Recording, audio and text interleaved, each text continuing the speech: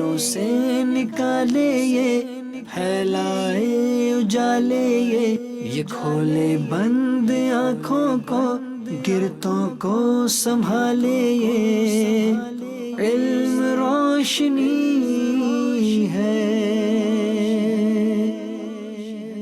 الحمدللہ رب العالمین والصلاة والسلام علی سید المرسلین، اما بعد فاعوذ باللہ من الشیطان الرجیم، بسم اللہ الرحمن الرحیم۔ الصلاة والسلام علیکہ یا رسول اللہ، الصلاة والسلام علیکہ یا حبیب اللہ، الصلاة والسلام علیکہ یا نبی اللہ وعلی آلکہ وصحابکہ یا نور اللہ۔ سرکار دو عالم نور مجسم شاہ بنی آدم صلی اللہ تعالی علیہ وآلہ وسلم کا فرمان عالی شان ہے، جو بندہ مجھ پر 50 مرتبہ روزانہ درود پڑھتا ہے میں قیامت کے دن اس سے مصافحہ فرماؤں گا۔ صلو علی الحبیب صلی اللہ تعالی علی محمد صلی اللہ علیہ وسلم۔ مرحبا مدنی چینل کے ناظرین، سلسلہ ہے اندھیرے سے اجالے کی طرف۔ پچھلے سلسلے کے آخر میں ہم تعلیم اور تربیت کے حوالے سے گفتگو کر رہے تھے، اور اس میں ہمارا موضوع تھا کہ اسکول میں تربیت کا انتظام جو ہے اور اس کے جو مسائل ہیں وہ کیا ہیں۔ تو ہم نے اس ضمن میں ایک بات ہوئی تھی کہ اسکول جو ہے اس کی بہت زیادہ اہمیت ہے۔ وجہ اس کی کیا ہے کہ یہ تو ادارہ ہی اس لیے بنا ہے کہ جس میں تربیت کی جاتی ہے، اور اس ادارے میں جو سب سے مین فوکس ہوتا ہے وہ نسل نو کی تربیت پر ہوتا ہے۔ پھر ہم نے نصاب کی تبدیلی اس پر گفتگو کی کہ یہ بے حد ضروری ہے، اس کی ضرورت ہے۔ پھر ہم نے یہ بھی کہا کہ اس کے ساتھ ساتھ عزم اور پلان ہونا چاہیے، اور جو سب سے اہم چیز تھی وہ یہ تھی کہ جو معاشرے کو مسائل اور چیلنجز درپیش ہیں ان کو ذہن میں رکھتے ہوئے ایک جامع منصوبہ بندی کے تحت تربیت کی جائے۔ اگر ہمارا معاشرہ کرپشن کا شکار ہے تو ہماری تربیت میں کرپشن سے نفرت ہونی چاہیے۔ اسی طریقے سے ہم نے عقائد کے حوالے سے گفتگو کی، تعمیر سیرت کے حوالے سے خاص طور پر گفتگو ہوئی کہ بچے کے کردار کو سنوارنے کے لیے کن کن چیزوں کو جو ہے وہ بروئے کار لایا جائے، اور پھر بچے کے کردار کو ایک مثالی کردار بنایا جائے۔ وہ سب اسی تمہید کو ذہن میں رکھتے ہوئے، یہ تو چند چیزیں تھی جو ہم نے ڈسکس کی، کچھ اور بھی چیزیں ہو سکتی ہیں، کچھ اور عناصر بھی ہو سکتے ہیں جو اس تربیت میں ایڈ کیے جا سکتے ہیں۔ تو وہ کون سی چیزیں ہیں اور پھر ان خطوط پر تربیت کیسے کی جا سکتی ہے؟ بسم اللہ الرحمن الرحیم۔ تربیت کے حوالے سے ہم نے پہلے بھی یہ بات کہی تھی اور اب بھی یہ بات کرتے ہیں کہ تربیت پوری زندگی کے اعتبار سے کی جاتی ہے۔ ظاہر کی تربیت بھی ہے، باطن کی تربیت بھی ہے، اور اسکول کا جو ادارہ ہے، کالج کا جو ادارہ ہے، وہ صرف کسی ایک خاص تربیت کے لیے وجود میں نہیں آتا، بلکہ وہ ایز اے ہول ایک اچھا انسان تیار کرنے کے لیے ہوتا ہے۔ اور جب وہ مسلمانوں کا ادارہ ہو تو پھر وہ اچھا مسلمان بنانے کے لیے بھی اس کے اندر ایک فیکٹر یا ایک انٹینشن موجود ہوتی ہے۔ تو چند ایک چیزیں میں نے ذکر کی تھی کہ عقائد کے حوالے سے، کردار کے حوالے سے، وقت کی پابندی کی ہماری بات ہوئی تھی، اسی طرح وعدہ پورا کرنے کے حوالے سے بات ہوئی تھی۔ پھر ایک یہ چیز تھی کہ ایک تو یہ ہے کہ تربیت ویسے ہی ہر پہلو کے اعتبار سے ہونی چاہیے، اور دوسرا یہ تھا کہ بطور خاص ان ایشوز کے حوالے سے تربیت ہونی چاہیے کہ جن کا ہمارے ہاں فقدان ہے، جن کی ہمارے ہاں کمی نظر آتی ہے، کہ ہم اپنے معاشرے میں دیکھتے ہیں، اپنے پاس پڑوس میں دیکھتے ہیں، اپنے اندر دیکھتے ہیں، اپنے لوگوں میں دیکھتے ہیں کہ کن کن چیزوں کی کمی ہمارے لوگوں کے اندر پائی جاتی ہے۔ اب اگر اس اعتبار سے دیکھیں تو یہ ایک پوری لسٹ ہے۔ ایز اے ہول بھی ایک انسان کے اندر جو خوبیاں ہونی چاہیے اور جن خامیوں سے اس کو دور ہونا چاہیے، اس کی ایک پوری فہرست بنتی ہے۔ لیکن ہمارے ہاں تو یہ بھی ہے کہ ہمارے ہاں جو خامیاں پائی جاتی ہیں اس کی بھی ایک پوری لسٹ ہی ہے، لہذا دونوں کے اعتبار سے بہت ساری چیزیں ہیں کہ جن کے اندر اصلاح کی حاجت ہے۔ اب مثال کے طور پہ ظاہری اور باطنی خوبیوں کے اندر بہت ساری وہ چیزیں شمار کی جاتی ہیں کہ جو مذہبی اعتبار سے بھی اچھی شمار کی جاتی ہیں اور دینی اعتبار سے بھی ان کو اچھا سمجھا جاتا ہے۔ مثال کے طور پہ ایک آدمی کا صابر و شاکر ہونا، یہ ایک ایسی خوبی ہے کہ جس کو دنیاوی اعتبار سے بھی اچھا سمجھا جاتا ہے اور جس کو دینی اعتبار سے بھی بہت پذیرائی ہے، جس کے بہت سارے فضائل ہیں۔ ایک آدمی کو ایک نعمت ملتی ہے اور وہ اس کے اوپر خوشی کا اظہار کرتا ہے، اور اللہ تعالیٰ کا بندہ ہونے کے ناطے وہ اللہ تعالیٰ کا شکر ادا کرتا ہے، اور اگر اسے کوئی تکلیف آتی ہے تو اس کے اوپر بے صبری نہیں کرتا، واویلا نہیں کرتا، شور نہیں مچاتا، ہر ایک کو بتاتا نہیں پھرتا، بلکہ اس کے اوپر صبر کرتا ہے۔ صبر کرنے والے بندے کو لوگوں کی نظر کے اندر بھی پذیرائی ملتی ہے، لوگ بھی اس کو اچھی نظر سے دیکھتے ہیں، اور عند اللہ اور دین کے اعتبار سے بھی یہ ایک بہت اچھی خوبی ہے۔ تو اب یہ صبر و شکر کی خوبی کی بھی باقاعدہ تربیت ہونی چاہیے۔ وجہ یہ ہے کہ صبر و شکر کا معاملہ کس چیز کے ساتھ ہے؟ شکر کا تعلق ہے نعمت کے ساتھ، صبر کا تعلق ہے تکلیف کے ساتھ۔ نعمت اور تکلیف سے انسان کی زندگی کبھی خالی نہیں ہو سکتی۔ ایسا نہیں ہو سکتا کہ کسی آدمی کو کبھی کوئی نعمت ہی نہ ملے، اور ایسا بھی نہیں ہو سکتا کہ کبھی کسی کو کوئی تکلیف ہی نہ آئے۔ ٹھیک ہے، تو اس کا مطلب یہ ہوا کہ صبر، تکلیف اور نعمت یہ دونوں چیزیں زندگی کا حصہ ہیں۔ تو اب نعمت ملی ہے اس کے اوپر وہ شکر کرے، تکلیف آئے تو اس کے اوپر صبر کرے، یہ اس کی پوری زندگی میں یہ چیزیں آن اینڈ آف آتی ہی رہیں گی۔ لہٰذا اگر اس حوالے سے اس کا ذہن بنا ہوا ہے تو وہ ایک اچھی زندگی گزار سکتا ہے، ورنہ نہ شکر آدمی لوگ پسند کرتے ہیں اور نہ بے صبر آدمی پسند کرتے ہیں۔ اچھا، اسی طریقے سے جو برے خصائل ہیں، جو بری عادتیں ہیں، انہی کے اندر حسد اور کینے کو لے لیں۔ حسد وہ چیز ہے کہ اس کو نہ دنیا کے اعتبار سے کوئی پسند کرتا ہے اور نہ اس کو دین کے اعتبار سے پسند کیا جاتا ہے۔ دینی اعتبار سے بھی حرام ہے، دنیاوی اعتبار سے بھی ناپسندیدہ ہے۔ کینہ رکھنا لوگوں کے بارے میں دنیاوی اعتبار سے بھی ایک ناپسندیدہ وصف ہے، دینی اعتبار سے بھی اس کے اوپر سخت وعیدیں ہیں۔ تو اب ایسی تربیت کی جائے کہ طلبہ کی، اسٹوڈنٹس کی تربیت یہ ہو کہ اپنے دلوں کے اندر حسد اور کینہ نہ رکھیں، اپنے دل جو ہے وہ پاک و صاف رکھیں، ورنہ یہ وہ وصف ہوگا جو پوری زندگی اس بندے کو لوگوں کی نظر میں منفی رکھے گا، اس کے اندر منفی ذہنیت ہی رہے گی، اور پھر جب یہ وصف پائے جائیں گے تو اس کا ان اوصاف کا جو ظہور ہوگا وہ بھی غلط انداز کے اندر ہوگا۔ جس بندے کے اندر حسد ہے وہ کبھی دوسرے کی نعمت سے خوش نہیں ہوگا، وہ دوسرے کی نعمت کی زوال کی تمنا بھی کرے گا اور کوشش بھی کرے گا۔ اچھا، پھر چونکہ اس کے بارے میں حسد ہے لہذا اس کی برائی بھی بیان کرے گا، اس کے ساتھ جو ہے یہ غلط رویہ بھی اختیار کرنے کی کوشش کرے گا، اسے نقصان پہنچانے کی بھی کوشش کرے گا۔ جس کے بارے میں دل میں کینہ ہے اس کے بارے میں دل صاف نہیں۔ کینے کا مطلب یہ ہے کہ دل صاف نہیں ہے کسی کے بارے میں، دل کے اندر جو ہے منفی جذبات ہیں اور منفی جو ہے وہ فیلنگز ہے اس کے بارے میں۔ جس کے بارے میں بندے کے دل میں کینہ ہوتا ہے، آدمی اس کی غیبت بھی کرتا ہے، اس کی برائی بیان کرتا ہے، اسے نقصان پہنچانے کی کوشش کرتا ہے، اسے ڈیگریڈ کرنے کی کوشش کرتا ہے، لوگوں کی نظر سے گرانے کی کوشش کرتا ہے۔ تو اب آپ غور کریں کہ اگر کسی کے اندر حسد یا کینہ ہوگا تو معاشرے کے اندر وہ کس طرح کا فرد بن کے لوگوں کے سامنے آئے گا اور وہ معاشرے کے اوپر کیسے اثرات چھوڑے گا۔ لہٰذا جب طلبہ، جب اسٹوڈنٹس اسکول کالج کے اندر پڑھتے ہیں، اگر اسی وقت ان کی تربیت ہو کہ تم زندگی کے جس شعبے کے اندر بھی جاؤ حسد اور کینے سے اپنے آپ کو دور رکھنا، ورنہ وہ تعلیم کے شعبے میں جائے گا تو جو دوسرے تعلیم کے افراد ہوں گے ان کے بارے میں حسد کا شکار ہوگا۔ یہ کاروبار میں جائے گا تو یہ دوسرے کاروباری لوگوں سے جیلس ہوگا، یہ ان کے بارے میں کینہ رکھے گا۔ یہ شاعر بن گیا تو دوسرے شاعروں سے جلے گا۔ اچھا، یہ اس کو اچھی نوکری مل گئی تو یہ دوسری اچھی نوکری والوں سے جلے گا، اس کو پیسہ مل گیا تو یہ دوسرے پیسے والے سے جلے گا، اس کو کوئی اور خوبی مل گئی یہ دوسری خوبی والے سے جلے گا۔ تو حسد اور کینہ وہ چیز ہے کہ جو انسان کی فطرت کو بگاڑ دیتے ہیں، اس کے دین کو بھی بگاڑ دیتے ہیں، اس کے مزاج کو بھی بگاڑ دیتے ہیں، اس کے طرز زندگی کو بگاڑ دیتے ہیں۔ لہٰذا جو باطنی خوبیاں ہیں ان کی تربیت اور جو باطنی خرابیاں ہیں ان کا ازالہ یہ نہایت ضروری ہے۔ تو ایک یہ بھی بہت بڑا چیپٹر ہے کہ جس میں تربیت کی حاجت ہے کہ جو طلبہ ہیں وہ اسلامی اخلاق کے اعتبار سے اچھے ہوں اور باطنی رذائل جو بری عادتیں ہوتی ہیں ان سے پاک ہوں۔ اب اس حوالے سے الحمدللہ دینی لٹریچر تو اتنا زیادہ ہے، اتنا زیادہ کہ جس کی حد ہی۔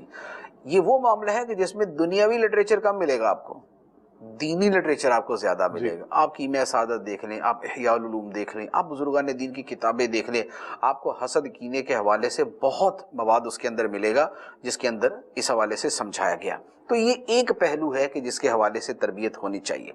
اچھا، دوسرا پہلو آ جاتا ہے ملن ساری اور لوگوں سے میل جول کے حوالے سے۔ ہمارے ہاں اس کا جو فقدان ہے وہ بھی آپ کے سامنے ہے۔ ہم سلام لیتے ہیں تو جان پہچان والے سے، اجنبی آدمی سے اگر ہمارا مفاد ہے پھر تو ہم اس کو اچھے انداز میں ملیں گے، اگر ہمارا مفاد نہیں ہے تو پھر ہمارا موڈ ہی نہیں ہوگا اس سے ملنے کا، ہم اس سے سلام لینا ہی گوارا نہیں کریں گے، ہم اس سے ہاتھ ملانا ہی گوارا نہیں کریں گے۔ پھر اگر اس کو ہم سے کام ہے تو ہم چوڑے ہو کے بیٹھ جائیں گے، وجہ کیا؟ وجہ یہ ہے کہ ہماری وہ اخلاقی تربیت نہیں ہے، ہمارے اندر وہ ملنساری نہیں ہے، ہمارے اندر وہ لوگوں سے اچھے میل جول کا طریقہ ہی نہیں ہے، ہم نے سیکھا ہی نہیں ہے کہ اجنبی لوگوں سے بھی اچھے انداز میں ملنا ہوتا ہے۔ لہذا اس کا نتیجہ یہ ہوتا ہے کہ ایک قسم کی افراد کے درمیان اجنبیت اور دوری کا ایک ماحول بن جاتا ہے، اور لوگ دوسرے سے بات کرتے ہوئے بھی ریزرو رہتے ہیں، دوسرے سے بات کرنا پسند نہیں کرتے۔ تو یہ ملنساری کے حوالے سے تربیت، یہ بھی بڑی امپورٹنٹ چیز ہے۔ اچھا، پھر اسی طرح ایک بڑا اہم پہلو مجموعی طور پہ حقوق العباد کے حوالے سے کہ یار دوسرے لوگوں کے میرے اوپر رائٹس کیا ہے۔ ہمارے ہاں اس کی تربیت کتنی ہے آپ سمجھ سکتے ہیں۔ بعض اوقات تو ایسے لگتا ہے کہ جیسے ایذائے مسلم غذائے مسلم، کہ دوسرے کو تکلیف دینا ہماری روح کی غذا ہے۔ ہم تکلیف دے کے خوش ہوتے ہیں، ہم دوسرے کو سکون پہنچا کے کم خوش ہوتے ہیں، ہم تکلیف دے کے زیادہ خوش ہوتے ہیں، کیونکہ ہمارے اندر اس قدر جو ہے نا وہ ہمارے اندر ایک قسم کی جو ہے نا وہ جذبات بھرے ہوتے ہیں، اور ہمارے اندر اتنی فرسٹریشن ہوتی ہے کہ ہمارے کسی کے اوپر لتاڑ جھاڑ کے، چیخ کے اور دوسرے کے اوپر شاؤٹ کر کے ہماری طبیعت کو سکون ملتا ہے اور ہم فریش ہو جاتے ہیں، ٹھیک ہے۔ اور اگر ہم کسی سے ذرا طریقے سے بات کر لیں، کسی کے رائٹس جو ہے نا وہ ہم اس کو دینے کی صورت اختیار کریں، تو ہماری طبیعت ہی فریش نہیں ہوتی۔ اب حقوق العباد کا چیپٹر اتنا وسیع ہے، دنیا کے جو صرف دنیا کو ماننے والے، جو غیر مسلم ہیں صرف دنیا کو مانتے ہیں، انہوں نے فوکس ہی حقوق العباد پہ کیا۔ اس کو ہیومن رائٹس کا نام دیتے ہیں، ہم اس کو حقوق العباد کہتے ہیں، انسانوں کے حقوق کہہ لیا، لیکن ہمارے نزدیک اس کے لیے اس سے زیادہ بہتر لفظ ہے وہ حقوق العباد ہے، کہ ہم اس کو بحیثیت انسان کے بھی یہ دیکھ رہے کہ یہ خدا کا بندہ ہے، لہذا اس کے اندر ایک عبدیت کا مفہوم ہے، تو ہم اس اعتبار سے لفظ استعمال کرتے ہیں حقوق العباد۔ اب حقوق العباد کے اندر آپ کے ماں باپ کے حقوق بھی ہیں، آپ کی بیوی کے بھی ہیں، بچے کی بھی، بچوں کے بھی ہیں، پڑوسی کے بھی ہیں، کولیگز کے بھی ہیں، اگر آپ بزنس کرتے ہیں وہاں پر بھی ہیں، آپ روڈ پہ چلتے ہیں تو ان لوگوں کے بھی ہیں۔ ان تمام جگہوں پر ہمارے ہاں منفیت زیادہ ہے اور مثبت پہلو کم ہے۔ آپ کو دینی ذہن رکھنے والے لوگ تو ملیں گے جو ماں باپ کی خدمت کرتے ہیں، لیکن آپ کو دنیاوی ذہن رکھنے والے لوگ جو ہے نا وہ ماں باپ سے بیزار ملیں گے۔ یا تو اولڈ ہاؤس والی ترکیب ہو تو چلے جی وہاں چھوڑا اور فارغ ہو گئے، وہ ایک نامناسب طرز عمل ہے، لیکن گھر میں رہتے ہوئے ماں باپ سے بدتمیزی، اور ماں باپ اولاد کو آگ کرنے کے اشتہار دے رہے ہوتے ہیں، اولاد ماں باپ سے وراثت کا مطالبہ کر رہی ہوتی ہے، یہ ایک بڑی کثرت سے وقوع پذیر ہونے والی چیز ہے۔ میاں بیوی کے حقوق کے اندر آپ دیکھ لیں، کتنے شوہر ہیں کہ جنہوں نے کبھی کہیں پڑھا ہو کہ بیوی کے حقوق کیا ہوتے ہیں، اور کتنی بیویاں ہیں کہ جنہوں نے یہ کہیں پڑھا ہو یا ان کو کسی نے تربیت دی ہو کہ شوہر کے حقوق کیا ہوتے ہیں۔ میرے ایک دوست تھے، وہ کہا کرتے تھے کہ مفتی صاحب میرا دل کرتا ہے کہ میں ایک ادارہ بناؤں، اور وہ ادارہ صرف اس چیز کا ہو کہ شادی سے پہلے ایک 6 مہینے کا کورس ہو، 6 مہینے کا کورس ہو لڑکیوں کے لیے، 6 مہینے کا کورس ہو لڑکوں کے لیے جن کی شادی ہونی ہے۔ 6 مہینے کے اندر بھلے ہفتے کے اندر 1 کلاس ہو، 2 کلاسیں ہو، لیکن ان 6 مہینوں میں لڑکے کو سمجھایا جائے کہ شادی کے بعد کی زندگی کیسی ہوتی ہے، اور عورت کے کیا حقوق ہوتے ہیں، بیوی کے کیا حقوق ہوتے ہیں، اور زندگی میں کیا تبدیلیاں آتی ہیں، کہ آدمی کس ٹرائکا کا یا کس طرح کی تکون کا شکار ہوتا ہے اور اس نے اس کو کیسے ہینڈل کرنا ہوتا ہے۔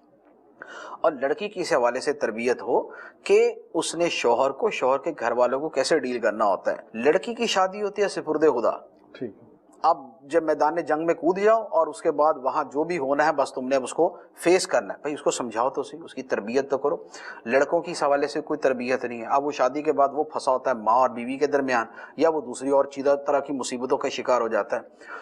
تو وہ میرے دوست کہتے تھے کہ اس طرح کا ادارہ ہونا چاہیے۔ بعد میں مجھے پتا چلا کہ ایک اسلامی ملک میں باقاعدہ اس کا ادارہ موجود ہے، ایک اسلامی ملک کے اندر باقاعدہ اس کا ادارہ موجود ہے، شادی سے پہلے باقاعدہ ایک ان کا ٹائم پیریڈ ہے، اس کے اندر جو ہے ایک کورس ہوتا ہے، پورا ایک کورس ہے باقاعدہ، جس کے اندر پورا سکھایا جاتا ہے، ہر پہلو کے اعتبار سے جس میں سکھاتے ہیں۔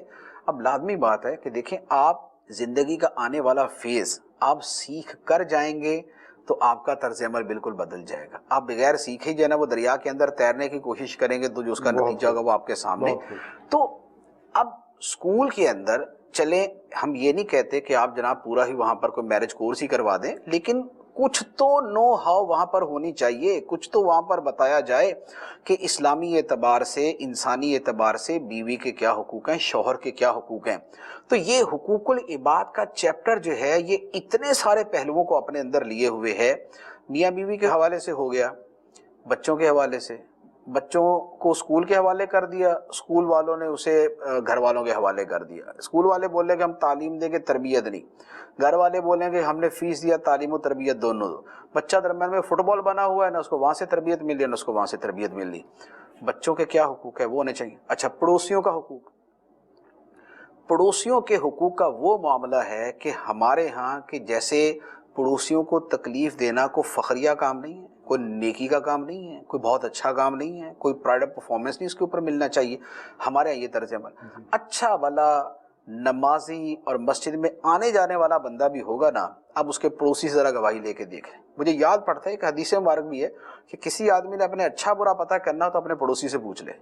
اور میرا خیال ہے کہ اگر ایک سروے کر لیا جائے اور وہاں کو مار دھاڑ کی صورت نہ ہو تو آپ کو تقریباً 95% لوگوں کا یہ ملے گا کہ یار اس پڑوسی سے خدا کی پناہ, یار نہ اس کو تمیز ہے, رات کے 1 بجے موبائل پہ چیختا ہوا یہ آتا ہے, اس کی موٹر سائیکل پوری بلڈنگ کو جگاتی رہتی ہے, اس کی گاڑی پوری بلڈنگ کو جگاتی ہے, اپنے گھر کے اندر شور کرتا ہے, بچے اس کے اچھل کود کر رہے ہوتے ہیں, بلند آواز سے ٹی وی چلایا ہوتا ہے, کبھی گانے کبھی ڈرامے کبھی نعتیں اور جتنی چیزیں ہیں. یعنی پڑوسیوں کا معاملہ تو ایسا ہے کہ اس کے اوپر تو علیحدہ 10 سلسلے کرنے چاہیے ہمیں اور اس کے اوپر ہم کلام کریں.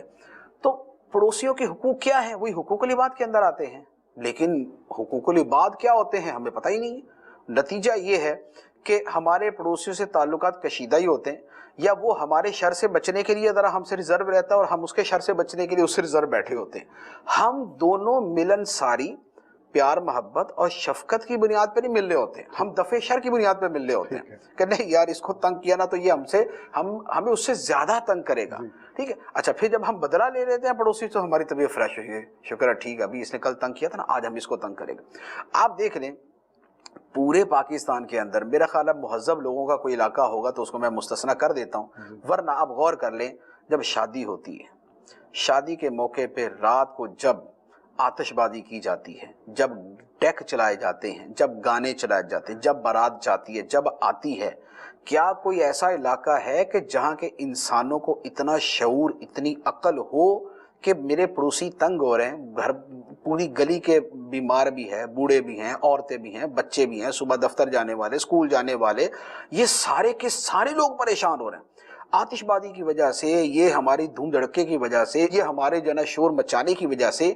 یہ آپ کو گلی گلی کا منظر ہے یا نہیں؟ جی ایسے آپ جناب شروع کر لیں وہ شمالی جو ہے نا وہ ہمارے علاقہ جہاں سے لے کے اب کراچی کے ساحل سمندر تک آ جائیں, میں کہتا ہوں کہ آپ کو مستثنا معقول بندے مل جائے نا تو یقین کیجئے ان کو تو ہار بہنا ہے کہ یار آپ نے ایسے موقع کے اوپر پڑوسیوں کا خیال رکھا, اس کا مطلب ہے کہ آپ انسان ہیں. لیکن ہمارے ہاں یہ ہوتا ہے کہ جس کے گھر میں شادی ہے وہ کہتا ہے کہ میں ہر قید سے آزاد ہوں, میں دین کی قید سے آزاد ہوں, میں دنیا کی قید سے آزاد ہوں, میں قانون کی قید سے آزاد ہوں, میں انسانیت کی قید سے آزاد ہوں. اب میں جو مرضی کروں, جو مرضی ہلڑ بازی کروں, میں رات کے 3 بجے آتش بازی کروں, میں رات کے 3 بجے شور مچاؤں, ڈیک چلاؤں, جو مرضی کروں, مجھے کوئی نہیں روک سکتا. پورے محلے نے اپنے اپنے موقع پہ اس کو تنگ کیا ہوتا ہے. جی جس کے گھر میں جب شادی آئی ہوتی ہے اس نے یہی حرکت کی ہوتی ہے, تو لہذا دوسرے کو کس منہ سے جا کے منع کرے. یہ ہمارا ہے پڑوسیوں کے حقوق کے حوالے سے ایک پہلو. اس کے علاوہ باقی یہ قربانی کے دن آتے کیا کیا ہوتا ہے آپ کے سامنے ہے, جو گندگی غلاظت جو ہے نا جو کہ بکھیری ہوتی ہے اور جو کیا جاتا ہے. تو ہمارے ہاں پڑوسیوں کے حقوق کے حوالے سے جس کو کہتے ہیں نا کہ سینس بھی شاید جو ہے نا وہ ہمارے یہاں نہیں ہے کہ پڑوسیوں کے کیا حقوق ہوتے ہیں. تو ایک اچھا پڑوسی بننے کا اگر اسے اسکول کے اندر سکھا دیا جائے, اگر اسے اس کالج کے اندر سکھا دیا جائے, میں کہتا ہوں کہ وہ بھائی صاحب انجینئر نہ بنے, وہ اچھے پڑوسی بن جائیں. وہ سائنسدان نہ بنے, وہ اچھے پڑوسی بن جائے. وہ اچھا انسان تو بنے. یا تو نہ سائنسدان اس سے بچا ہوتا ہے, نہ انجینئر بچا ہوتا ہے, نہ اس سے ڈاکٹر بچا ہوتا ہے. تو لوگوں کے جو انسانوں کے جو حقوق ہیں ہمارے اوپر, اس کا خیال کرنا نہایت ضروری ہے. لیکن اس کی تربیت کا فقدان, جس کو کہتے ہیں نا کہ ظاہر و باہر اور شمس و ام سے اظہر, یہ والی یہاں پر کیفیت ہے. تو حقوق العباد کے حوالے سے بہت ضروری ہے کہ ہمارے مسجدوں میں، مدرسوں میں، گھروں میں، اسکولوں میں، کالجوں کے اندر تربیت کی جائے۔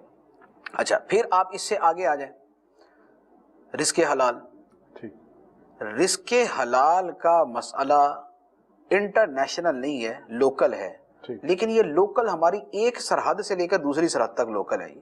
یعنی ہمارے ہاں چور بازاری، کرپشن، حرام خوری اتنی کثرت سے ہے کہ ہمارا یہ ذہن ہے کہ ہم کسی کو کام دیں گے نا، مثال کے طور پہ میں نے فریج ٹھیک کروانی ہے، میرا ریفریجریٹر خراب ہو گیا، اب میں اس کو صحیح کروانے جاؤں گا، میرے ذہن میں پہلی سوچ یہ آئے گی کہ یار اس کے پاس لے کے جاؤں جو چور نہ ہو۔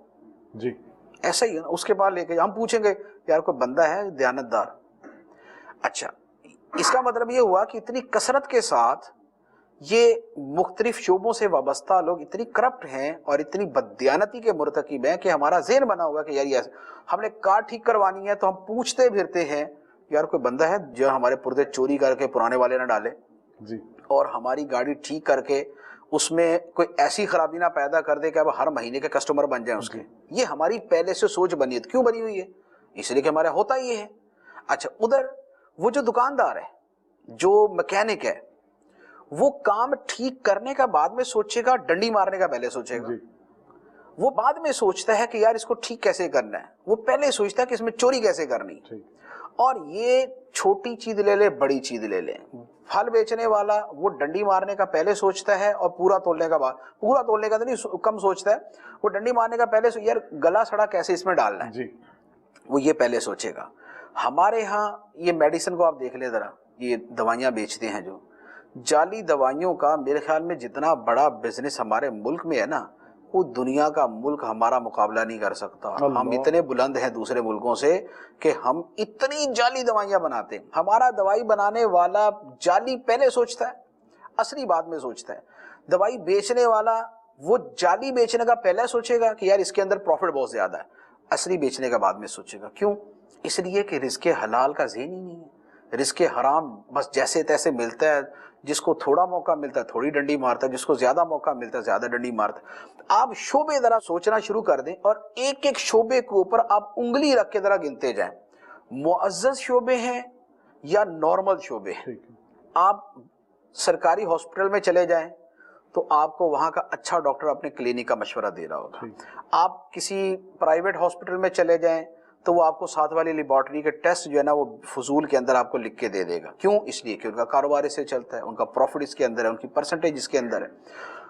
یہ حالانکہ میڈیکل کا شعبہ ایک ریسپیکٹیبل شعبہ شمار کیا جاتا ہے، ایک بڑی عزت ہے اس شعبے کی، لیکن مسئلہ یہ ہے کہ رزق حلال والا ذہن جو ہے وہ بہت تھوڑا ہے۔ دوائی جو ہے جس کمپنی کی طرف سے تحفے تحائف زیادہ آتے ہیں دوائی اسی کی لکھ کے دے رہے ہیں۔ جس کمپنی نے کلینک کے اندر اے سی لگا کے دیا ہوا یا بیرون ملک کے ٹکٹ وغیرہ سالانہ ایک دے دیتی ہے، یا جو ہے کوئی پھلوں کی پیٹیاں جو ہے نا وہ آ جاتی ہیں موسمی اعتبار سے، دوائی اسی کمپنی کی چل رہی۔ اور یہ اتنا کثرت سے ہے، ہمارے پاس سائل آتے ہیں جو یہ دوائیاں بیچنے والے جو اس میں ہوتے ہیں نا، ان سے ہم کہتے ہیں نا یار یہ جائز نہیں ہے، وہ کہتے ہیں مفتی صاحب اس کے بغیر ممکن ہی نہیں ہے دوائی بیچنا۔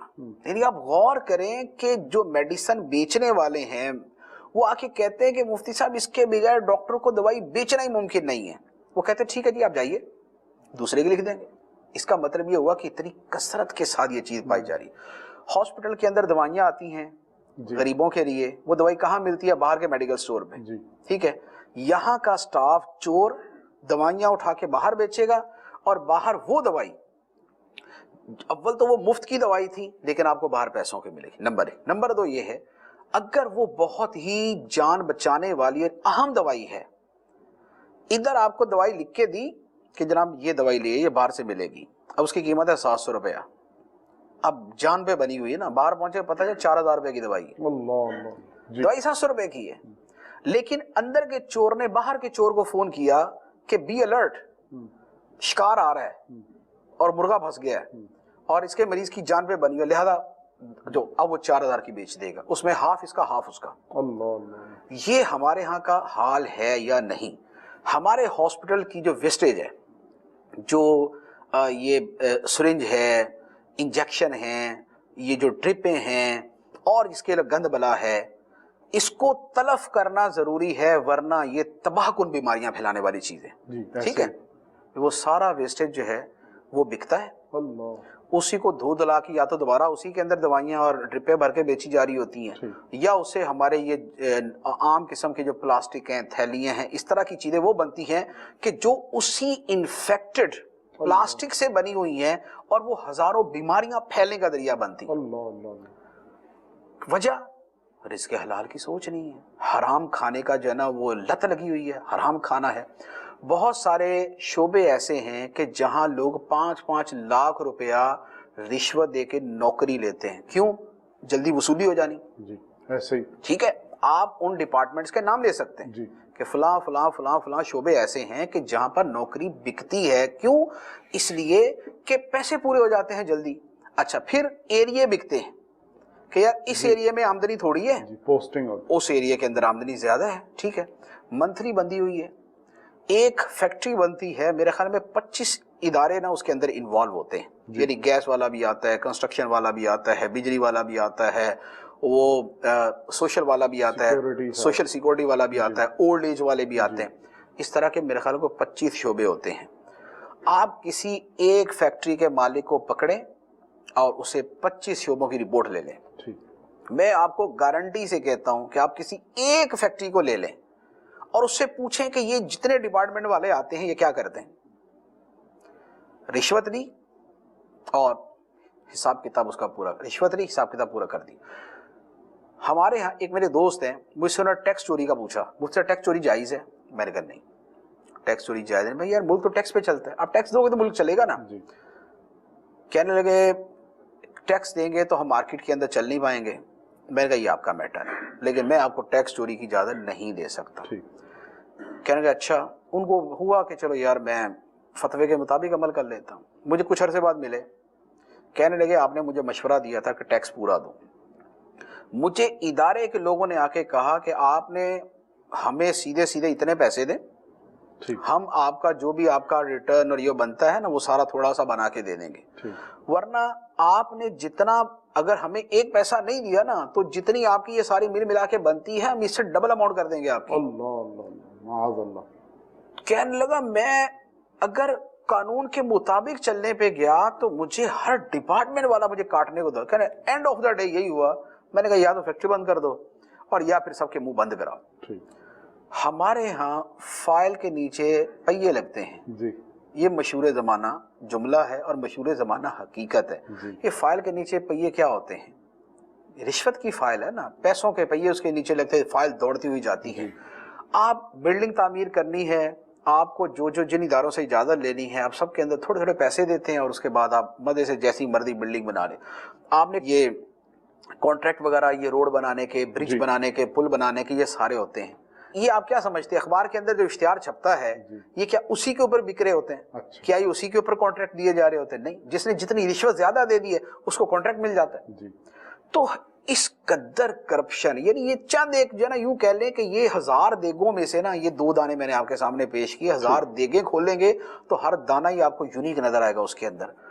اتنی کرپشن, اتنی حرام خوری, اتنا رزق حرام, اتنا رگ کے اندر رچا بسا ہے. یہ اس کی کون اصلاح کرے گا, اس کی کون تربیت کرے گا؟ آپ کبھی جا کے ذرا یہ جو پینشن لینے والے لوگ ہوتے ہیں بوڑھے, ذرا کبھی ان کے آفس جائیں, آپ کسی شہر میں چلے جائیں بغیر کسی, میں استثناء کے کہتا ہوں, آپ کسی شہر کے اندر جائیں اور جا کے وہاں پر دیکھیں کہ پینشنرز کے ساتھ کیا بیتتی ہے. ان کی پینشن میں اضافہ ہوتا ہے. آفس والے آپ جب تک پیسے نہیں دیں گے آپ کا کام ہو جائے زمین جنبد نہ جنبد, جو مرضی ہو جائے آپ کا کام نہیں ہو سکتا. آپ بوڑھے ہیں, آپ بیمار ہیں, آپ جناب شوگر کے مریض ہیں, آپ بلڈ پریشر کے مریض ہیں, آپ ہارٹ کے مریض ہیں, بھی ہوں گے آپ, ہمیں پیسے دیں. اچھا, آپ نے پیسے دے بھی دیے تو پھر کام نہیں ہوا. اب یہ کیوں نہیں ہوا؟ اصل میں اوپر والا افسر باقی ہے, اوپر والے افسر کو دیں. اب کام نہیں ہوا, وہی اس سے اوپر والا بھی باقی. ذلیل کر دیں گے, رسوا کر دیں گے, رلا دیں گے, آپ کو دھکے کھلائیں گے. بوڑھے آدمی بیچارے جن کی ٹانگوں میں جان نہیں ہے, جن کے بدن میں جان نہیں ہے, ایڑیاں رگڑ کے بیچارے چنچی کے اوپر بیٹھ کے پہنچتے ہیں اور اس کے بعد بھی آ کے وہ دھکے کھا رہے ہوتے ہیں. یہ کیا ہے؟ سوائے ان کے رزق حرام کے چکر میں, ان کی اس کرپشن کے چکر کے اندر لوگ اس قدر تکلیف کا شکار ہوتے ہیں. لیکن ادارے بنے ہوئے ہیں، اے سی میں بیٹھے ہوئے ہیں، حرام کھائے جا رہے، حرام کھائے جا رہے. یہ سارے کے سارے لوگ کہاں سے پڑھ کے نکلتے ہیں؟ یہ اسکولوں سے نکلتے ہیں، یہ کالج سے پڑھ کے نکلتے ہیں. یہ بڑی بڑی ڈگریوں والے ہوتے ہیں. جو بہت بڑی ڈگری کا بہت بڑا افسر بن جاتا ہے، اس کے کرپشن کے بھی بہت بڑے بڑے واقعہ سامنے آتے ہیں. آخر تعلیم نے اس کا کیوں کچھ نہیں بگاڑا؟ یعنی کہ کیوں کچھ نہیں سدھارا اس کا؟ کیوں اس کی کسی چیز کے اندر اصلاح نہیں ہو رہی؟ کیوں حرام کے اندر وہ اتنا پڑا ہوا؟ تو یہ چیزیں، یہ جو کرپشن، یہ رزق حلال کمانا، یہ رزق حرام سے بچنا، یہ اسکول کالج کے اندر ہی اس کے دل و دماغ میں اتارا جائے. ہمیں حرام خور سائنسدان نہیں چاہیے، ہمیں حرام خور ڈاکٹر نہیں چاہیے، ہمیں جعلی دوائیاں بیچنے والے ڈاکٹر نہیں چاہیے، ہمیں لوگوں کو لوٹ مار کرنے والے اور ان کا خون چوسنے والے ڈاکٹر نہیں چاہیے. ہمیں جو ہے وہ لوگوں کو دھکے دینے والے جو ہے وہ جگہ جگہ بنے ہوئے آفیسز کے جو افسران ہیں وہ نہیں چاہیے. ہمیں کم پڑھے لکھے لوگ مل جائیں لیکن حلال خور ملے، حلال کھانے والے ملے، لوگوں کا خیال کرنے والے ملے، غریبوں پہ رحم کرنے والے، بوڑھوں کے بڑھاپے پہ رحم کرنے والے ملے. تو یہ چیز جو ہے یہ ہمارے اسکول کالج کے اندر یہ شامل کی جائے، وہاں پر سمجھایا جائے، وہاں یہ تربیت کی جائے. ورنہ معاشرہ اسی طرح بڑھتا جائے گا تو آپ یقین کیجئے انقلاب فرانس جو آیا تھا نا، وہ اسی طرح کی چیزوں کی وجہ سے آیا تھا. جو قتل و غارت گری عام ہوئی تھی اور جو سر اڑائے گئے تھے وہ ایسے بیٹھے بیٹھے نہیں اڑائے گئے تھے. لوگ جب تنگ آ جاتے ہیں نا، تنگ آمد بجنگ آمد، پھر یہ والا حال ہوتا ہے. اور اگر یہ نہ ہو تو خدا کا عذاب ہی آ جاتا ہے. اللہ اللہ اللہ، خدا کا عذاب ہی آ جاتا ہے کہ جب پورے معاشرے کے اندر اس قدر تباہی مچی ہوئی ہو تو پھر اللہ تعالیٰ کی طرف سے بھی بڑا شدید گرفت ہوتی ہے، بڑی شدید پکڑ ہوتی ہے. یہ دوسروں کو تنگ کرتا ہے، اس کے بھی اولاد کو کوئی تنگ کرنے والا ہوتا ہے. پھر یہ دوسروں کو اس طرح رسوا کرتا ہے، پھر اس کو بھی رسوا کرنے والا کوئی ہوتا ہے. تو رزق حلال کمانے کے حوالے سے اور رزق حرام سے بچنے کے حوالے سے اسکول و کالج کے اندر تربیت کی بڑی حاجت ہے. تو یہ میں نے چند ایک پہلو عرض کیے ہیں، اس سے آپ مزید بہت ساری چیزوں کو دیکھ سکتے ہیں. اور بھی میرے دل میں ٹاپکس ہیں کہ ان کے حوالے سے بھی ہونی چاہیے. زبان کو آپ دیکھ لیں، ہماری زبان کیا ہے، ہماری لینگویج کیا ہے؟ اوے ابے تبے، یہ ہماری لینگویج ہے. ہم جو نا وہ اونچی ہے اس طرح بولتے ہیں جیسے قرآن نے فرمایا کہ گدھے کی آواز اونچی ہوتی ہے. سب سے ناپسندیدہ آواز گدھے کی آواز ہے. قرآن فرماتا ہے کہ اپنی آوازوں کو پست رکھو، وغضض من صوتک، اپنی آوازیں پست رکھو. ان انکر الاصوات لصوت الحمیر، بے شک ناپسندیدہ ترین آواز گدھے کی آواز ہے. ہمارے ہاں تو یوں لگ رہا ہوتا ہے کہ دائیں بائیں پتہ نہیں کون پھر رہا ہے. یعنی وہ اس کو بلا رہا تو اتنی اونچی آواز سے بولے گا، گھر کے باہر کھڑے ہو کے ایسی آوازیں دیں گے پورا محلہ سن رہا ہوتا ہے. ٹھیک ہے، وہ نیچے سے کھڑے. ہمیں ایک سنت ہے کہ بھئی 3 مرتبہ آپ کسی کا دروازہ کھٹکھٹا، اس کے بعد آپ چھوڑ دو. ہم 303 مرتبہ کھٹکھٹا کے بھی کہتے ہیں یار بندہ باہر نہیں آ رہا، بڑا جناب گھٹیا آدمی ہے یار، اتنی دیر سے میں کھٹکھٹا رہا ہوں. ارے بھائی وہ مر گیا ہوگا، وہ اس کو کوئی کام پڑ گیا ہوگا، تم اس کی جان چھوڑ دو. پورا محلہ بیچارہ بیدار ہو گیا ہے، تم اس کو لگے ہوئے اسی وہ رات کے 3 بجے ٹھکا ٹھک ٹھکا ٹھک ٹھکا ٹھک لگے ہوتے ہیں. تو یہ اچھا زبان کے حوالے سے میں نے گالیاں، ایک سروے ہوا تھا ایک مرتبہ، ایک انٹرنیشنل کسی ادارے نے سروے کیا تھا کہ دنیا کے اندر سب سے زیادہ گالیاں کہاں دی جاتی ہیں. وہ ہمارا ہی خطہ تھا، وہ ہماری ارض پاک تھی، وہ ہماری ہی دھرتی تھی.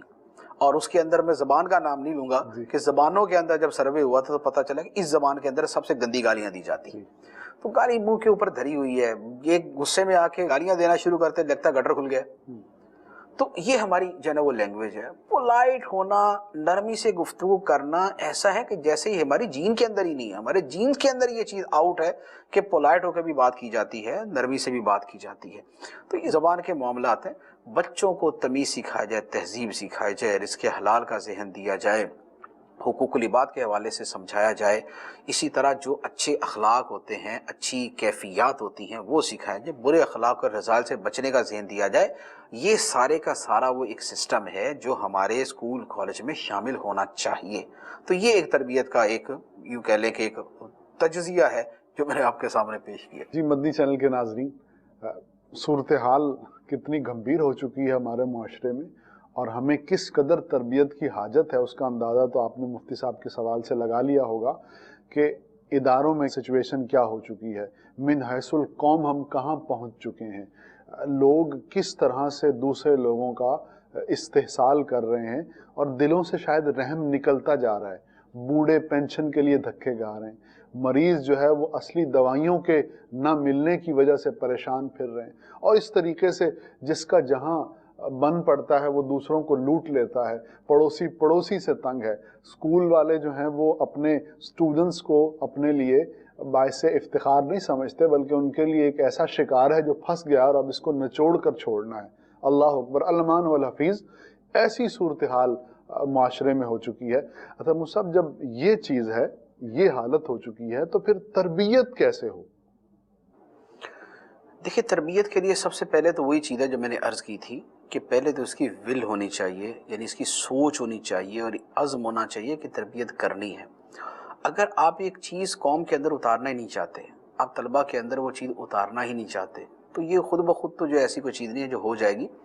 पहले नंबर पर तो ये रियलाइज़ करके हमारी सिचुएशन ये है और ये हमारी ज़िम्मेदारी है, यानी कि जो टीचर्स हैं, जो प्रोफेसर्स हैं, ये उनकी ज़िम्मेदारी है कि इन चीज़ों के बेहतरी की तरफ आएँ, एक चीज़। दूसरे नंबर पर ये है कि देखिए, जब एक जहन बन जाता है ना कि मुझे इस अंदाज में तरबियत करनी है, फिर उस आदमी की गुफ्तगू में, उसके अंदाज में, उसकी तदरीस में, उसकी टीचिंग में, उसके पढ़ाने के अंदर वो चीज़ें ऐड हो जाती हैं। हम मदरसों में जैसे पढ़ाते हैं, अब मिसाल के तौर पे मेरी एक सोच है कि मेरा ये जहन है कि मैं अपने तलबा को दीन का मुबल्लिग बनाऊं, तो मैं अब अगर मैं तदरीस करूंगा तो मैं जो है वो मौके महल की मुनासबत से कुछ चीज़ें खिदमत दीन के हवाले से, इस्लाम का जज्बा रखने के हवाले से, इस्लाम की तबलीग करने के हवाले से, नेकी की दावत के हवाले से मैं उनके अंदर पैदा करने की कोशिश करूँगा। तो जब असातिज़ा का ये जहन हो, स्कूल कॉलेज के अंदर असातिज़ा का ये जहन हो, हमने इनको एक अच्छा इंसान बनाना और जो हमारी माशरती बुराइयाँ वो हमने इनसे निकालनी है, तो फिर उनकी गुफ्तगू के अंदर, उनके पढ़ाने के अंदर बहुत सारी चीज़ें ऐड हो जाएंगी। उन बहुत सारी चीज़ों के अंदर क्या है, पहले नंबर पर तो ये है कि चूँकि स्कूल कॉलेज तरबियत की जगह हैं, लिहाजा यहाँ पर तो आप बाकायदा कुरान व हदीस के ज़रिए, बुजुर्गान दीन के वाक़यात के ज़रिए और अच्छे अखलाक की तारीफ़ और बुरे अखलाक की तक़वी, यानी उसकी मज़म्मत के ज़रिए आप उनको समझा सकते हैं। और ये डेलिब्रेटली, जानबूझ के, क़सदन ये चीज़ें उनकी गुफ्तगू में, उनके समझाने में शामिल होनी चाहिए, एक बात। दूसरा ये है, बहुत सारे अय्याम ऐसे आते हैं कि जिन दिनों के अंदर इन चीज़ों के हवाले से समझाया जा सकता है, बजाय इसके कि आप वैलेंटाइन डे को प्रोमोट करके बेहयाई को जो है ना वो आप उसकी तशहीर करें और उसकी इशाअत करें। जिस दिन वो बेहयाई का दिन है, आप उस दिन हया की बात करें, आप उस दिन इस्लामी अक़दार की बात करें, आप उस दिन दूसरों की इज्जत का ख्याल करने की, दूसरे के आबरू का ख्याल करने की बात करें। इसी तरह फिर बहुत सारे दीनी अय्याम ऐसे आ जाते हैं, मिलादुन नबी शरीफ है, मिराज शरीफ है और इस तरह के अय्याम हैं कि जिनके अंदर आप उनको उनकी तरबियत के हवाले से बहुत सारी चीज़ें ला सकते।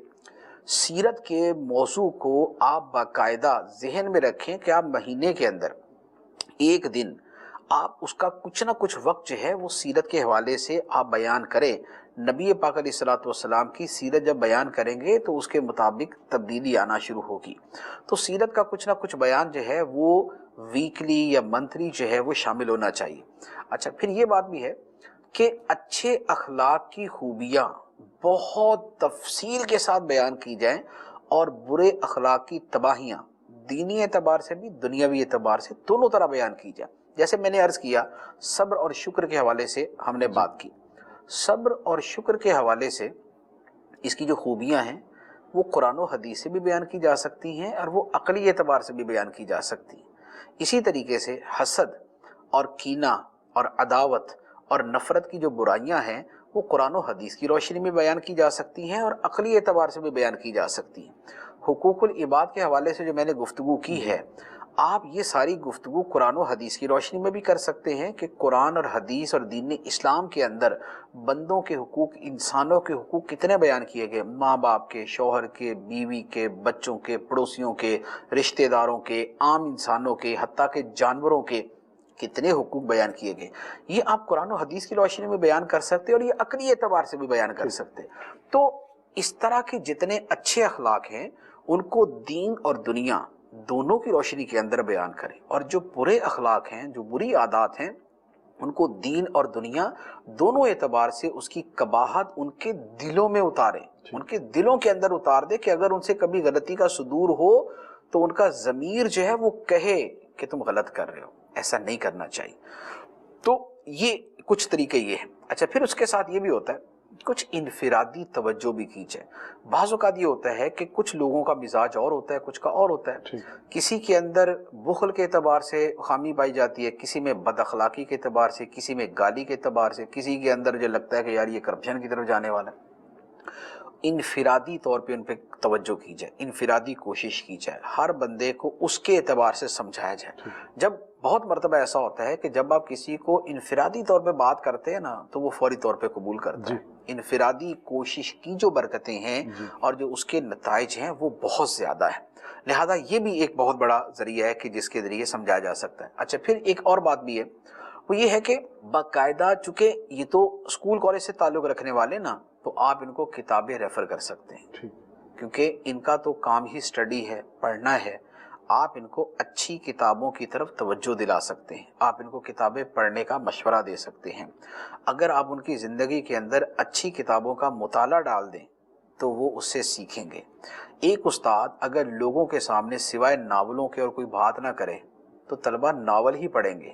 ایک آدمی اسٹوڈنٹ کے سامنے، ایک ٹیچر اسٹوڈنٹس کے سامنے آ کے اگر شعر و شاعری کی باتیں کرے گا تو وہ بھی اسی شعر و شاعری کی ٹانگیں پکڑ کے بیٹھے ہوئے ہوں گے، لیکن اس کی جگہ اگر وہ ان سے اچھے اخلاق اور اچھا انسان بننے کے حوالے سے ان سے بات کرتا ہے اور اسی طرح کی کتابیں ان کو جو ہے وہ بتاتا ہے تو وہ اس طرح کی کتابیں پڑھنے کی طرف آتے ہیں۔ اچھی کتابوں کا ایک بڑا ذخیرہ ہے۔ صرف آپ دعوت اسلامی کی کتابیں لے لیں جو مکتبۃ المدینہ کی شائع کردہ ہے، اس وقت تقریباً 600 سے زیادہ کتابیں، اور 600 سے زیادہ کتابوں میں 550 کے قریب کتابیں وہ ہیں جس کا تعلق خالصتاً انسان کے کردار کے ساتھ ہے، خواہ اس کے ظاہر کے اعتبار سے، خواہ وہ باطن کے اعتبار سے، اچھا مسلمان بننے کے اعتبار سے، اچھا انسان بننے کے اعتبار سے، ظاہری خوبیاں، باطنی خوبیاں، ظاہری برائیاں، باطنی برائیاں، ان چیزوں کے حوالے سے۔ تو میں عرض کروں گا کہ اگر صرف آپ مکتبۃ المدینہ کی لسٹ سامنے رکھ کے انہی کو ریفر کرنا شروع کر دیں، آپ رزق حرام کے بارے میں بھی، آپ جو ہے وہ حسد و کینہ کے بارے میں بھی، آپ ریاکاری کے بارے میں بھی، آپ بدگمانی کے بارے میں بھی، آپ غیبت کے بارے میں بھی، آپ چغلی کے بارے میں بھی، آپ اس طرح کی تمام چیزوں کے حوالے سے کتابیں ریفر کر سکتے ہیں۔ آپ صبر کے حوالے سے، شکر کے حوالے سے، اچھے اخلاق کے حوالے سے، برے اخلاق کے حوالے سے آپ کتابوں کے نام دے سکتے ہیں۔ ایک کتاب بڑی خوبصورت ہے، عام مینرز کے اعتبار سے میں اس کا نام لے رہا ہوں، کھانا پینا، اٹھنا بیٹھنا، سونا جاگنا، چلنا پھرنا، گفتگو، مخلوق خدا پہ شفقت، پڑوسیوں کے حقوق، بیوی بچوں کے حقوق، ماں باپ کے حقوق، لوگوں سے ملنساری سے پیش آنا، اس طرح کی تمام چیزوں پر مشتمل بہت ہی خوبصورت کتاب ہے۔ بہار شریعت کا جو 16واں حصہ ہے، 16th جو پارٹ ہے اس کا، وہ اس طرح کے آداب پر مشتمل ہے، آداب زندگی پر مشتمل ہے، بڑا خوبصورت ہے۔ اس کو آپ پڑھیں تو آپ کو یوں کہہ لیں کہ زندگی کے بہت سارے پہلوؤں کے اعتبار سے اسلامی تعلیم اور اچھا انسان بننے کے حوالے سے بہت خوبصورت معلومات مل جائیں گی۔ تو لہذا خلاصہ کلام یہ ہے، ایک تو یہ ہے کہ تربیت کا باقاعدہ ذہن ہو، نمبر 2 یہ ہے کہ ان کو باقاعدہ قرآن و حدیث کی روشنی میں اس کے اوپر لیکچر دیے جائیں، نمبر 3 یہ ہے کہ اچھے اخلاق کے فضائل اور برے اخلاق کی مذمتیں یہ پوری وضاحت و صراحت کے ساتھ ان کے سامنے بیان کی جائے، جو دین کی روشنی میں بھی ہو، لاجک کی روشنی کے اندر بھی ہو۔ چوتھے نمبر پر یہ ہے کہ آپ اگر انفرادی طور پہ سمجھا سکتے ہیں تو انفرادی طور پہ سمجھائیں۔ 5ویں نمبر پر آپ ان کو مختلف کتابیں ریفر کر سکتے ہیں۔ 6 نمبر پر آپ مختلف ایام کے اندر باقاعدہ اس کے سیشنز رکھیں جس میں آپ قرآن، سیرت اس کے حوالے سے بیان کریں۔ اور ایک بہت اہم چیز اور بہت مفید چیز یہ بھی ہو سکتی ہے کہ خود ان کے لیے آئیڈیل بن جائیں۔ اگر آپ ان کے لیے آئیڈیل بن جائیں گے، آپ کی گفتگو، آپ کا انداز اچھا ہے تو آپ کے اسٹوڈنٹس کا انداز خود بخود اچھا ہو جائے گا، وہ آپ کو آئیڈیل بنا کے آپ کے پیچھے چلیں گے۔ آپ گالی دیں گے تو وہ بھی گالی ہی دیں گے، آپ پیار سے بات کریں گے وہ پیار سے بات کرنا سیکھیں گے، آپ عزت کریں گے تو وہ بھی عزت کرنا سیکھیں گے، اور آپ ذلیل کریں گے تو وہ بھی دوسروں کو ذلیل کرنا سیکھیں گے۔ آپ اگر مالی اعتبار سے بددیانت ہیں اور خیانت کرتے ہیں اور ڈیوٹی صحیح طریقے سے ادا نہیں کرتے تو وہ یہی سیکھیں گے، وہ کہیں گے ہمارا ٹیچر ٹائم پہ آتا ہی نہیں تھا، لیٹ آتا تھا، جلدی جاتا تھا، حاضری پوری لگاتا تھا، تو وہ یہی سیکھیں گے۔ لیکن اگر ان کو یہ پتا ہے کہ نہیں یار ہمارا استاد وقت کا انتہائی پابند ہے، وعدے کا سچ ہے، جھوٹ نہیں بولتا، یہ وقت پہ آتا ہے، دیانتداری سے پڑھاتا ہے، ڈیوٹی صحیح دیتا ہے، اس کے اندر حرص نہیں ہے، لالچ نہیں ہے، اوور ٹائم جو ہے نا وہ لگانے کے چکر میں نہیں ہوتا، ٹیوشن میرے پاس آ کے پڑھے اس چکر میں نہیں پڑھتا. جب ایسا کریکٹر ہوتا ہے تو اس سے سیکھنے والے، اس سے پڑھنے والے جو اسٹوڈنٹس ہوتے ہیں وہ یہی والی چیزیں اس سے سیکھتے ہیں، یہی والی چیزیں.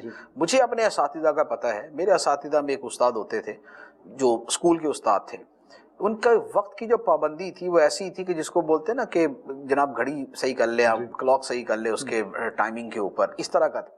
تو ہمارا اس سے ایک ذہن بنا ہوا تھا، ہمارا بھی اس سے ذہن بنا نہیں، وقت کی پابندی کرنی، ہمارے استاد صاحب کرتے ہیں ہم نے ایسے ہی کرنا.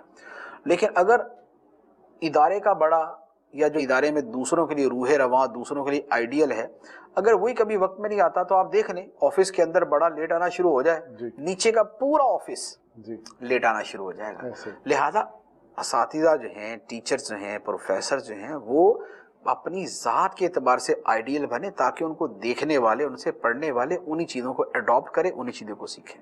اچھا صاحب، آخر میں ایک چیز پوچھنا چاہوں گا کہ آپ نے جو مطلب من حیث القوم بات کی ہے کہ ہمارے اندر یہ برائیاں ہیں اور یہ حالت ہو چکی ہے، صورتحال بن چکی ہے، تو جب معاشرہ اس طرح کی برائیوں کی گرپ میں ہو اور یہ کینسر تقریباً معاشرے کے ہر حصے میں سرایت کر چکا ہو، تو پھر من حیث القوم ایسی قوم دوسری قوموں کے مقابلے میں کہاں کھڑی ہوتی ہے اور ان کا کیا بنتا ہے؟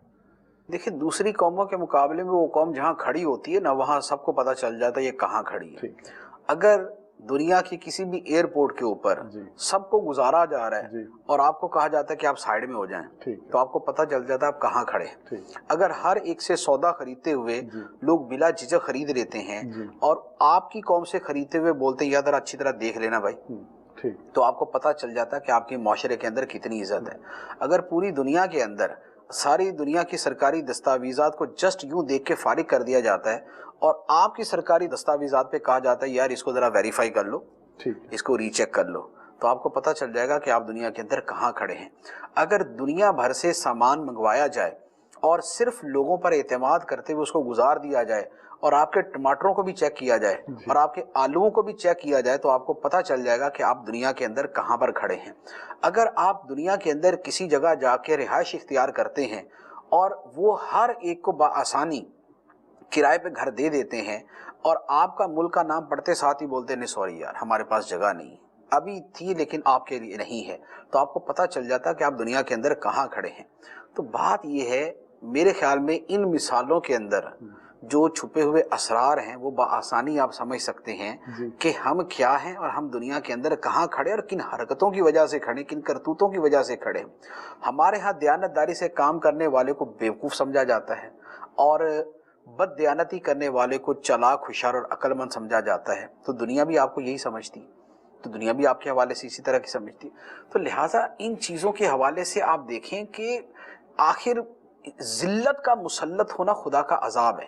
اب آپ یہ ذہن میں رکھیں، قرآن پاک کے اندر قوموں پر جو عذاب کی صورتیں بیان کی گئی ہیں ان صورتوں میں ایک صورت یہ بیان کی گئی ہے ضربت علیہم الذلت، کہ ان کی حرکتوں کی وجہ سے ان پر ذلت مسلط کر دی گئی. ذلت مسلط کر دی گئی کیا مطلب؟ کہ وہ جہاں بھی جائیں گے ذلیل ہوں گے، وہ جہاں بھی جائیں گے رسوا ہوں گے، وہ جہاں بھی جائیں گے شک و شبہ کی نگاہ سے دیکھے جائیں گے، وہ جہاں بھی جائیں گے لوگ ان سے بولنے گے وہ نہیں بھائی سائیڈ میں ہو جاؤ. تو آپ دیکھ لیں ذرا آپ کا دنیا کے اندر کیا سٹیٹس ہے. کیا ایسا تو نہیں ہے کہ قوم کے اوپر ہی ذلت مسلط ہے؟ قوم کا فرد کہیں بھی جاتا ہے اسے جدا ٹریٹ کیا جاتا ہے، اسے شک و شبہ کی نگاہ سے دیکھا جاتا ہے، اس کے کاغذات پہ شک ہوتا ہے، اس کی ذات پہ شک ہوتا ہے، اس کے کردار پہ شک ہوتا ہے. کسی محلے میں چلا جائے تو لوگ اس سے بچنے کی کوشش کرتے ہیں، حتیٰ کہ معاملہ یہاں تک پہنچا ہوا کہ اگر ہم بیرون ملک جائیں اور بیرون ملک کے اندر ہمیں دو اگر شاپس ملتی ہے نا، ایک ہمیں ملتی ہے اس ملک کے بندے کی اور ایک ملتی ہے ہمیں اپنے ملک کے بندے کی، تو ہم کیا کرتے ہیں؟ ہم اوائڈ کر کے اس ملک کے ہم اپنے ملک کے آدمی سے چیز نہیں خریدتے، نہیں یار یہ ہمارا ہی ہے نا، یہ ڈنڈی مارے، ہم دوسرے سے خریدتے ہیں. جب یہ عزت ہے ہماری دنیا کے اندر تو اس سے آپ پتہ کر سکتے ہیں کہ ہماری صورتحال کیا ہے. دنیا کی قوموں کے اندر یہ ذلت جو مسلط ہو چکی ہے یہ خدا کے عذاب کی ہی ایک صورت ہو سکتی ہے. لہذا اس کو صحیح کرنے کی اور اسے بہتر بنانے کی بہت زیادہ حاجت ہے. جی من حیث القوم ہم کہاں کھڑے ہیں یہ ہم سے بہتر شاید کوئی اور نہیں جانتا، اور جو مثالیں مفتی صاحب نے بیان کی ہیں واقعی اگر ان پر غور کیا جائے تو ہمیں پتہ چل جاتا ہے کہ ہم اس وقت پوری دنیا میں کس نظر سے دیکھے جاتے ہیں اور ہم جہاں جاتے ہیں ہمیں کیسے ٹریٹ کیا جاتا ہے۔ تو انڈیویجول اور انفرادی طور پر تو ہم میں سے ہر ایک کسی نہ کسی پریشانی کا شکار ہے ہی، لیکن من حیث القوم بھی ہم اپنے اعمال کی وجہ سے اور اپنے طرز زندگی اور اپنی سوچ کی وجہ سے ایک ایسی پریشانی میں مبتلا ہو چکے ہیں، ایک ایسی ذلت میں شاید مبتلا ہو چکے ہیں کہ جس سے نکلنا ہمارے لیے بہت مشکل ہے۔ اللہ کریم ہمیں چیزوں کو صحیح کانٹیکس میں سمجھنے کی توفیق عطا فرمائے، اور اس سے پہلے کہ کوئی اور خطرہ ہم پر آ جائے ہم اپنے کردار کو سنوار لیں، ہم اپنے باطن کو اور ظاہر کو سنوار لیں اور ہم ویسا بن جائیں جیسا اسلام ہمیں بنانا چاہتا ہے۔ مدنی چینل کے ناظرین انشاءاللہ دوبارہ اسی سلسلے کے ساتھ حاضر ہوں گے۔ اللہ کریم ہمارا حامی و ناصر ہو۔ صلو علی الحبیب صلی اللہ تعالی علی محمد صلی اللہ علیہ وسلم۔ اندھیروں سے نکالے یہ پھیلائے اجالے یہ کھولے بند آنکھوں کو گرتوں کو سنبھالے یہ علم روشنی